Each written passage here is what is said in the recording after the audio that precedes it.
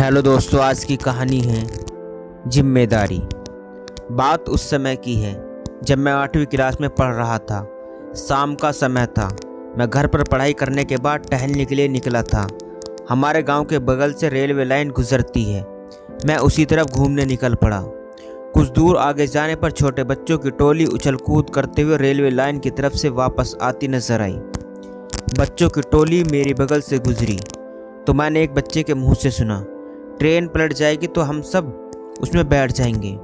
दूसरे ने कहा, तब तो सभी यात्री भीग जाएंगे, क्योंकि उस समय हल्की हल्की बूंदाबांदी हो रही थी। मैंने उनकी बात को बीच में ही काटते हुए पूछा, क्या हो गया? ट्रेन क्यों पलटेगी? तुम लोग इस तरह की बातें क्यों कर रहे हो? उनमें से उम्र में बड़े एक लड़के ने बताया, भैया पटरी टूट गई है ना, तभी हम लोग कह रहे हैं। मैंने तुरंत उनसे पूछा, कहाँ, किस तरफ टूटी है? लड़के ने बताया, पोखर के बगल की तरफ, और सब भाग गए।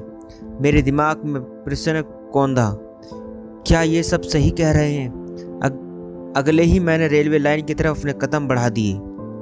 रेलवे लाइन पर पहुंचकर पोखरी की तरफ आगे बढ़ने लगा और वहां पहुंचकर बारिश में भीगने की परवाह किए बिना टूटी रेल पटरी को ढूंढने लगा। सायकालीन अंधकार और आसमान में काले बादल घिरे होने के कारण कुछ स्पष्ट दिखाई नहीं दे रहा था। फिर मैंने एक उपाय ढूंढ निकाला। मैंने हाथ से घसीटकर टूटी रेल पटरी को ढूंढना शुरू किया। लगभग 200 मीटर पटरी पर हाथ घसीटने के बाद भी टूटी पटरी नहीं मिली।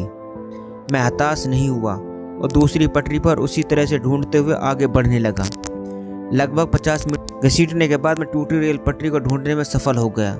यह तो रहा मेरा टूटी पटरी को खोज निकालने का अभियान। अब प्रश्न यह था कि इसकी सूचना रेलवे स्टेशन को कैसी दी जाए। मेरे गांव से शाहगंज रेलवे स्टेशन लगभग 8 किमी दूर था। मेरे पास उस समय फ़ोन भी नहीं था जिससे स्टेशन मास्टर को इसकी सूचना देता। मैंने पास से मदार का एक पौधा उखाड़कर रेलवे पटरी टूटी है, क्या करें क्या न करें, इन्हीं विचारों में उलझ रही थी कि पूरब की तरफ दूर रेल लाइन के बीचों बीच हल्की रोशनी प्रकट हुई। रोशनी तेज होती जा रही थी। स्पष्ट था कि कोई ट्रेन आ रही है। मैंने सोचा, अब क्या किया जाए, अब तो ट्रेन पलट जाएगी। मैंने तुरंत ही ट्रेन रोकने का निर्णय लिया और रेलवे ट्रेन पकड़कर पूरब की तरफ दौड़ा। रेल पटरी पर पत्थर होने और बारिश की वजह से फिसलन होने के कारण दौड़ते समय मेरा चप्पल भी टूट गया, परंतु मैंने नंगे पांव ही दौड़ना जारी रखा। टूटी पटरी से लगभग 600-700 मीटर दूर पहुंचने के बाद रेलवे पटरी के बीचों बीच खड़ा हो गया अपनी जिम्मेदारी को निभाने के लिए।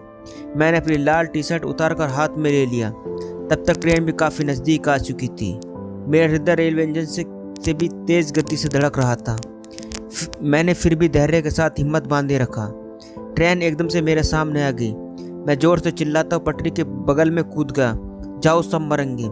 जिंदगी और मौत के इस खेल में अब मैं सुरक्षित था, परंतु मेरा हृदय किसी अनहोनी की आशंका में थमा जा रहा था। मेरा शरीर बारिश में भी पसीने से भीग गया और बुरी तरह से कांपने लगा। ट्रेन किसी तरह से टूटी रेल पटरी से सकसुल गुजर गई। तब जाकर मेरे जान में जान आई। मैंने सोचा, मेरी टी शर्ट पुरानी हो जाने की वजह से लाल रंग हल्का हो गया, इसी कारण से ट्रेन नहीं रुकी। अब मैंने निर्णय किया कि साइकिल से स्टेशन जाकर इसकी सूचना दूंगा। मैं रेलवे पटरी पकड़कर नंगे पांव गांव की तरफ वापस जाने लगा। टूटी पटरी से कुछ ही दूर पहुंचे थे कि 2 रेलवे कर्मचारी शाहगंज रेलवे स्टेशन की तरफ से मेरी तरफ भागते हुए चले आ रहे थे। अंधेरा होते हुए भी मैं लाल रंग के कपड़े पहने होने के नाते वो दूर से ही नजर आ रहे थे। पास आने पर मैंने उनसे पूछा, क्या हुआ?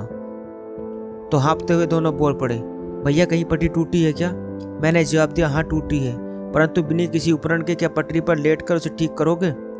उन्हें भी मेरी बात सही लगी।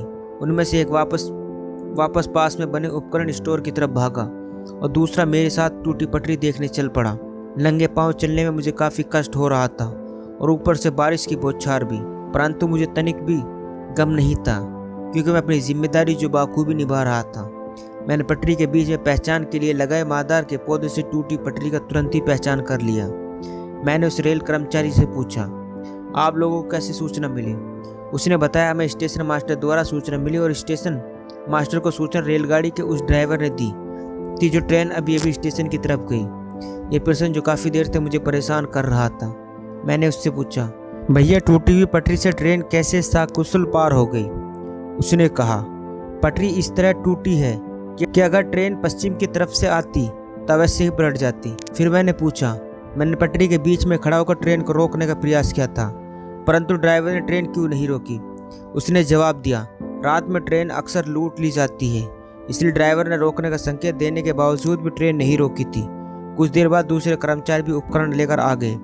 उसने उपकरण रखकर सबसे पहले टूटी पटरी से दोनों तरफ 200 मीटर की दूरी पर एक एक लाल झंडा रेलवे पटरी के बीच में गाड़ दिया, ताकि पटरी को ठीक करते समय कोई ट्रेन आने पर दूर ही खड़ी हो जाए। उसने कहा, अब हम लोग ठीक कर लेंगे, आप जाइए। सुबह सूचना मिली कि दोनों रेल कर्मचारी टूटी रेल पटरी के बगल से सपोर्ट लगाकर रात भर वही बारिश में तंबू लगाकर निरीक्षण करते रहे। ईश्वर का लाख लाख धन्यवाद उस दिन सभी यात्रियों की और मेरी जान बचाने के लिए। मुझे लगा कभी कभी अपनी जान को जोखिम में डालकर भी जिम्मेदारियों को निभाना पड़ता है। दोस्तों, बस इतनी सी थी ये कहानी। दोस्तों, कहानी अच्छी लगी तो चैनल को सब्सक्राइब करना ना भूलें। मिलते हैं फिर एक नई कहानी के साथ।